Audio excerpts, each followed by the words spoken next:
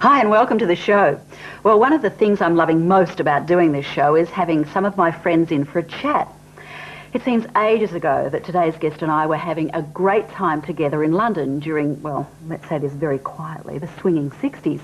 Today's very special because my guest is in Australia for only a short time with her gorgeous 15-year-old daughter Chloe, and it's just great to have my very dear friend Olivia Newton-John sitting here with me. Hi, welcome. How are you? This is I'm fun. great. This is fun, isn't it? I mean, it feels really weird because usually we're sitting on a couch chatting away and having a great time, but no one else is listening or watching. And you forget about them. Yeah, we'll forget about them, but, well, there's a few things we won't chat about. But anyway, you've been so busy. I have. Yeah, you've had so much going on, particularly in the last 12 months. And you've just finished making a movie in America, Sordid Lives. Tell us about that, because it's had great reviews.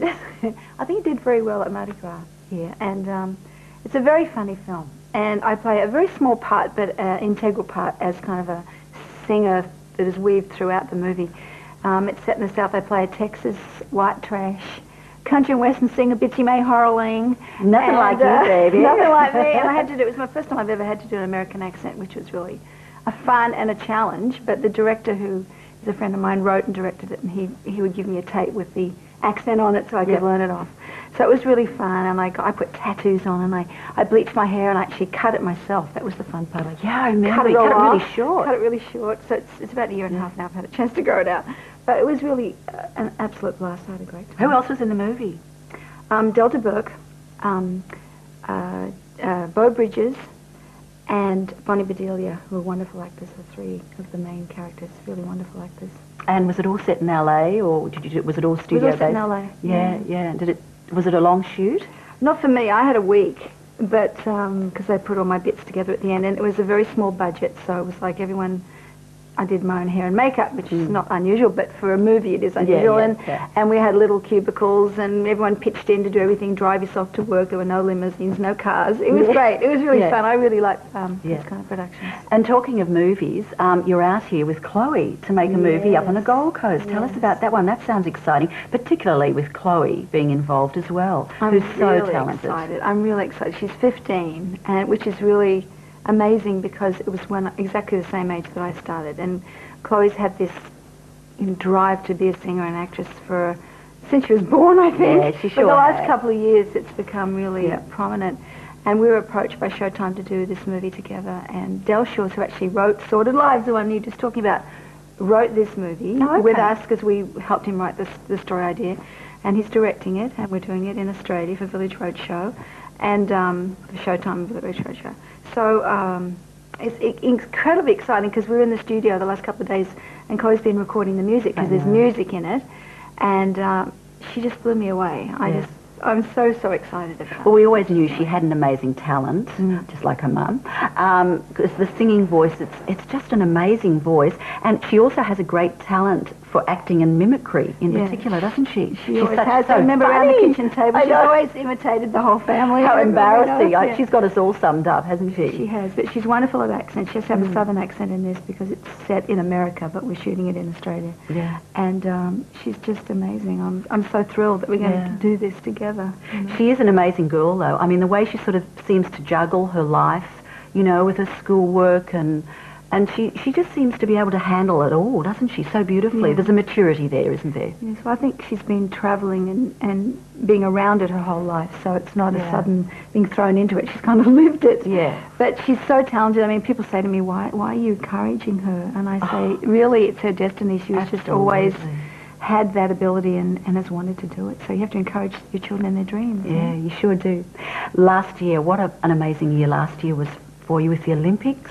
Oh, last year was phenomenal. Yeah, tell us about the Olympics and what your feelings are looking back on it now, how exciting it was for you. It really was incredible. I think it was the build-up, it was... I was always dreaming I'd sing in the Olympics, but I really didn't know it was going to happen until about a month or 6 weeks beforehand, because it was all so last minute. Yeah. Maybe it was 2 months, I've lost track now. But there was all that anticipation and the build-up. You know what it's like here. It was so exciting. I know. And recording the song and singing with John Farnham, who's like one of my idols. I think he's just the best singer. Count me in that. Yeah, he's a lovely man, but he's a fantastic singer. Yeah. And I've always admired him. So to sing with him... Yeah, it was a bonus. In front of all those people, and it's incredibly exciting. I close my eyes, I can I can still envision walking out in the atmosphere and the sound and there was electricity in the air. It was palpable, wasn't it? Yeah, really palpable. It was just a really moving experience. So I say that, if nothing ever, I never did anything else, I've done that. It was like the pinnacle of your career to sing for your country, in your country for the Olympic Games. Yeah. Well, I remember you saying that at the time, and I was lucky enough to be sitting there watching you. And of course, when you and John came out, I got so emotional anyway because my friend was there.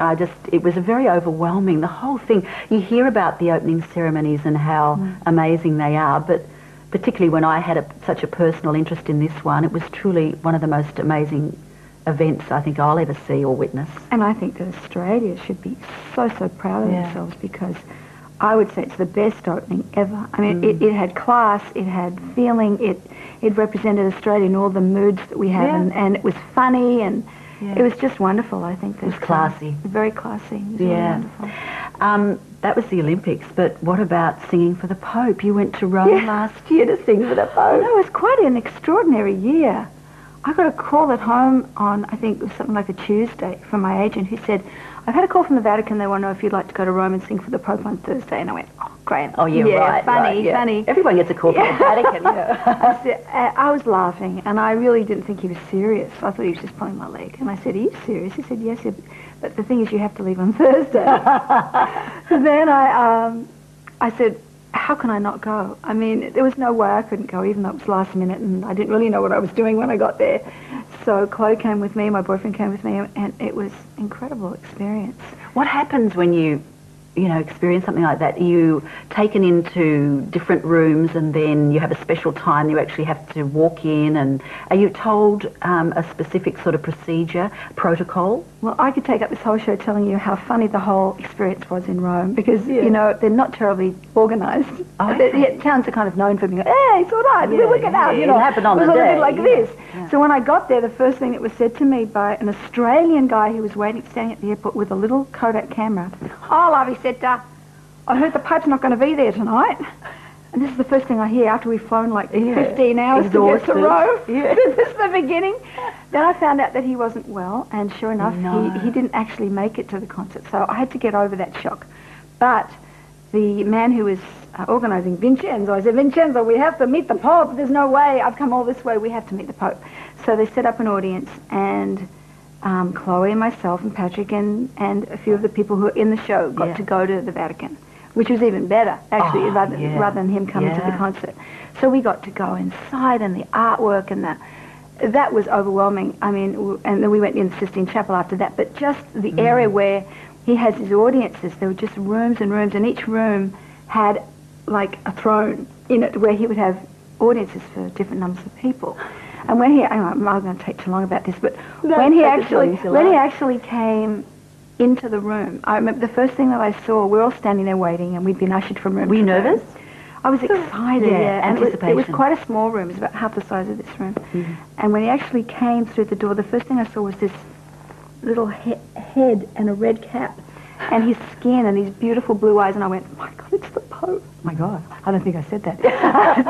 Yes, it's the Pope. And that was kind of incredible feeling, and he had such an aura of goodness about him and spirituality, and you can... Sort of almost a light, he had a glow about him. Yeah. He's not a well man, and he's very slow now, but he's just so full of peace and love that I respect him greatly. I'm not a Catholic, but I respect him greatly for what he represents and what he's done as a human. And how did Chloe handle it? She was really nervous, and her grandmother is Polish, and she's half Italian and a Catholic, so her grandmother was one that said, Chloe, you have to go represent the family. So he gave us all a rosary, and when we stepped forward to get the rosary, he would put his hands on you and hand you the rosary, and Chloe got really emotional. I don't think she realised until that moment what it was, and she was even at that really young age, overcome. it's something that totally overwhelms you, I guess. Just an amazing experience. So last year was incredible. Plus the Clinton, you did a benefit with Bill Clinton and Hillary. I sang for him at a small dinner party, so I got to talk to him, and he walked in the room and said, hello, Olivia, and I went, oh, hi, Mr. President.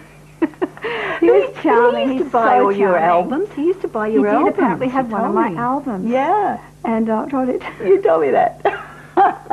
oh, really? Trying to be very cool. Oh, really? No, he was lovely. Very, very charming man. And Hillary. Such a brilliant speaker. I mean, he's so charismatic. And I met Hillary. And Hillary, and you liked Hillary a lot. Yeah, she was very wonderful, very powerful woman, very committed to what she believes in. And both of them, when they speak, they are so intelligent and so well educated, and they're. I was quite impressed. Yeah, well, it was quite a year.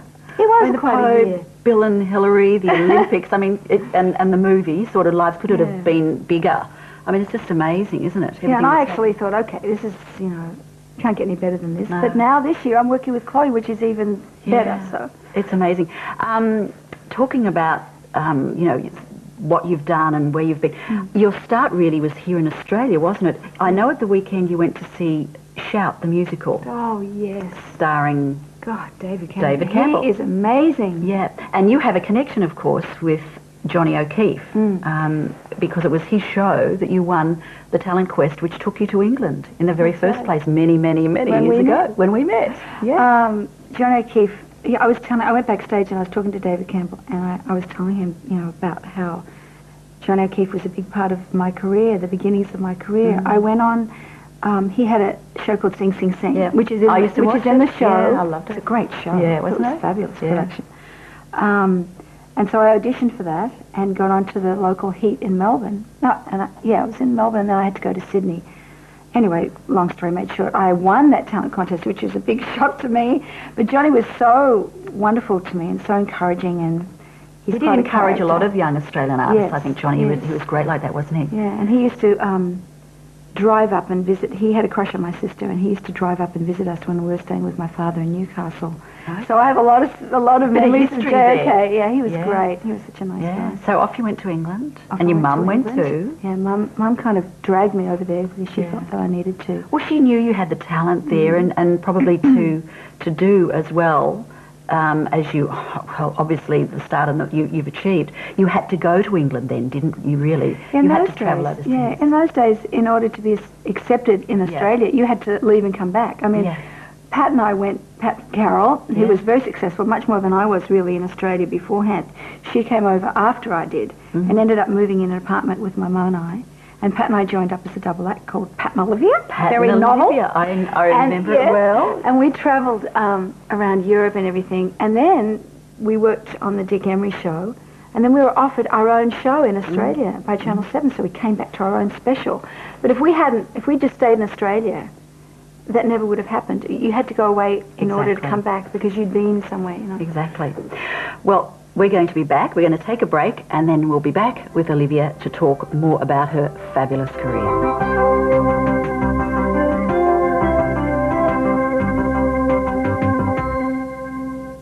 With my friend Olivia Newton-John. So there you were in London working with Pat Carroll, now Pat Farrer, of course. Having an amazing time working all sorts of different places, including Raymond's Review Bar, right? Oh, goodness. Some amazing clubs. We played the gingiest dives, but we didn't know. We were like 18 and 17 and cute and innocent and had no idea. And we were sent to this bar one night, and we had our little pink tie silk dresses with the flowers and the mini skirts, and our hair all kind of like this. And we singing in the rain, and we noticed that in the audience there's only about half a dozen men in raincoats, but it didn't really twig. And behind us was a lady swimming, a couple of ladies in a fish tank. Didn't quite twig until... Not in pretty little outfits. The men are not looking too happy, and the applause is not too great. We realised that they were expecting us to strip. This was Raymond's Review Bar, so we got paid off the first night. I don't know what our agent was thinking. I was just going to say, who was your agent at the time? Oh, my God. Oh, dear. But memories. Yeah, let's out of here. So, anyway, Pat went back to Australia. She returned to Australia, didn't she? So where did that kind of leave you, and what you wanted to do, and what did your mum think about all that then? Well, poor Pat had to leave. She didn't want to, but we were singing in Europe for the troops, actually. We were visiting all the camps in Europe, in Germany and Tobruk and all these places. And actually leaving Tobruk and coming back into London on an army plane, they stamped her visa as non-extendable, and she had to leave the country within like a month. And they were very strict in those days, and we tried everything to get her to stay, and they wouldn't allow her to stay. So she went back to Australia and married John Farrer, and I stayed in England because I had a boyfriend. You know how in those days your heart rules everything, so I stayed on for a while. And my career started then in England. So what was the first big break for you? Over there? I would say working with Cliff Richard was, you know, because that's been an enduring partnership and association, hasn't you? And you're great friends still with Cliff. He's just the most lovely man. And so you worked such a big part of my career. And influence in my career and helped my career so much. Well, we had the same manager, Peter Gormley, who was a wonderful Aussie, actually. And Peter thought that our voices would go well together, so he had Cliff come over and we sang a song, and he was looking for someone to do a duet with. So I did a duet, and it was on the B-side of one of his songs, so he invited me on his television show to sing it. And then I got asked to join the whole series, so I ended up staying for the whole series and sang with Cliff every week. So that was a fabulous break, really, wasn't it? It was wonderful. And then we toured together, and Pat and I actually were his backup group for tours, and then I do a couple of songs in the beginning. So it's been a long association. So what was your first hit single? My first hit single was a song called If Not For You, which is and that was Bruce Welch.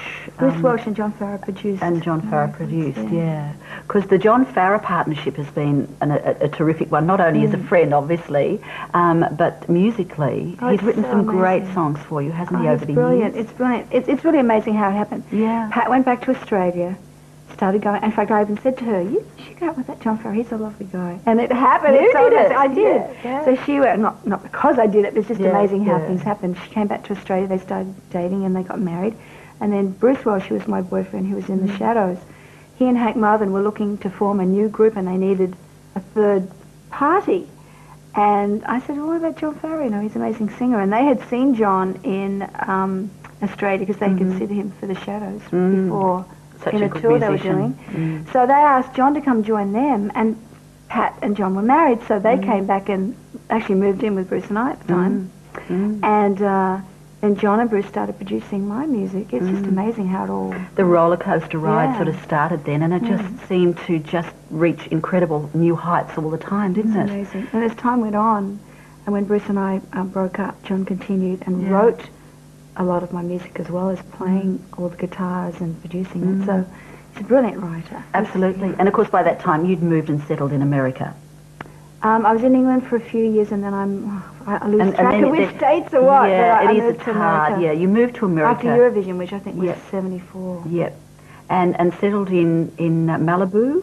You eventually had a ranch, which is probably a dream for you because you were surrounded by your horses and dogs and your animals, which is another great love of your life, of course, your animals and caring. And you go very public from time to time about making people more aware of the environment, animal welfare and the environment and the world that we live in.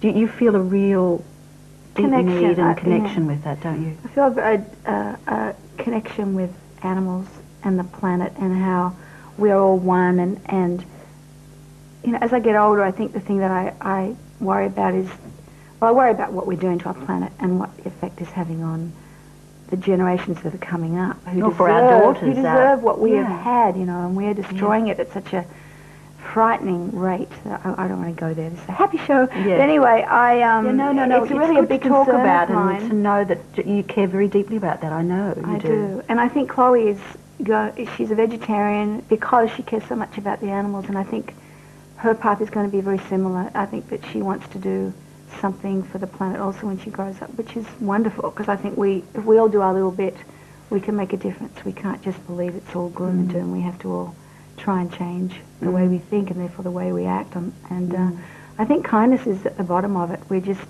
need to be kinder to each other and kinder to other living things and consider their feelings, that we're all part of this and that everything has feelings and should be considered. You know? People are in such a hurry today, though, I don't know where we're all hurrying to, but we seem to be, you know, seems to be a race on to get places and to be everywhere, and everything seems so quick. You just want to say, whoa, stop the world. You know, we all want to get off for a while. Look how fast our lives have gone. I mean, I can't believe it that Chloe's now 15. I mean, I kind of judge it by, Chloe, you probably judge it by your girls, like how fast time goes. And, you need to try and help this place. We all do. We all do need to care more. Just stop and care more. Now, in the 90s, your illness, your breast cancer, that, I guess, made you stop, and, well, you needed to, obviously, for health reasons, to stop and take stock for a little while. You came back, you You were diagnosed with breast cancer. I mean, I'm not going to say, we won't talk about the shock, obviously, that was for you, but you came back to Australia and you recovered back here. You stayed at the farm for a while and you made a beautiful album called Gaia. And you wrote a lot of those songs. Tell us a little bit about the making of the album. Actually, I wrote all of them, and it was kind of a surprise to me because I thought I was coming back to retire. And my farm in Australia is my haven. It's my piece of beauty, and it's right next to a rainforest, and I feel a great sense of protection of this rainforest. I feel like I'm keeper of this forest. I want to protect it. And I've planted a lot of trees. I've planted like 10,000 trees. And I'm going to plant another 10,000 trees on this property. So I would just keep waking up in the middle of the night with these songs in my head about the planet, about life, about all my feelings, all the things that I was going to. And Gaia, which is the name of the album, is kind of a Greek word for the spirit. It kind of represents the spirit of the planet. Some people have a Gaia theory, which I believe in, is that the planet is a living, breathing organism, and that we're all part of this living, breathing organism. And so that is the name of the album. And it was a very cathartic thing for me. Yeah. I made it for myself. And then I played to friends, and they said, you really should do this and put it out there for other people. And it hasn't even been released in America yet. I'm going to release it at the end of this year. Is that right? There wasn't the market for it, and I wasn't successful enough. I haven't really had a hit record in a long time. Beautiful so therefore, songs on Gaia. Yeah, I couldn't get it out the way I wanted to. But at the end of this year, this is my 30th anniversary since my first hit record this year. So we're going to put it out in a box set. In a compilation, yeah. Well, that'll be exciting. Yeah, but it's a very, it's my most personal album because I wrote it all. After you've gone through breast cancer, nothing really phases you. So therefore, I wasn't afraid to go, all right, well, this is mine, and I wrote it. And it was a great experience. Do you think suffering breast cancer and the death of your dad, I mean, that was a blow, obviously. Getting through all those major setbacks, let's just call them, major setbacks, I mean, has it made you stronger, do you think, in the long term? Yeah, I think they're all part of life's journey. I mean, nobody goes untouched by pain and loss. I mean, that's part of being a human being, and it's part of your growth. In fact, one of my dearest friends, Jim Tudor, who's married to Nancy, who formed CHEC with me, the Children's Health Environmental Coalition that I'm very involved in. It's on the web if anyone wants to look it up, www.checnet.org. They said to me when I was first diagnosed, Jim called me up and he said, congratulations, because now you will grow. Now, when he said that to me, when he first said it to me... It's a bit confronting. I went, I didn't quite understand. I wasn't upset by it because I knew that there was some wisdom behind that. And now when I look back, I thank him. I said, that was a really amazing thing you said to me because I didn't really understand it at the time. But later on, when you've gone through a life-threatening thing and a lot of loss and pain and stuff, because, they had lost their daughter and their son. Yeah. And both of them have gone through cancer. Colette was a very young girl. She was a little girl of 5. Yes, and she died of cancer, and this was a year before I had mine. So, and they're my best friends. So, one of my best friends in America. So we'd gone through all this thing together, and for him to say that was really a powerful thing. But there's a lot of truth in that. You now know what he meant at the time, but difficult to understand back then. Absolutely amazing. Your relationship with your mum has been an incredible one, a very strong bond over the years, hasn't it? Yes, and now here you and Chloe, you've got an amazingly strong bond together, the two of you.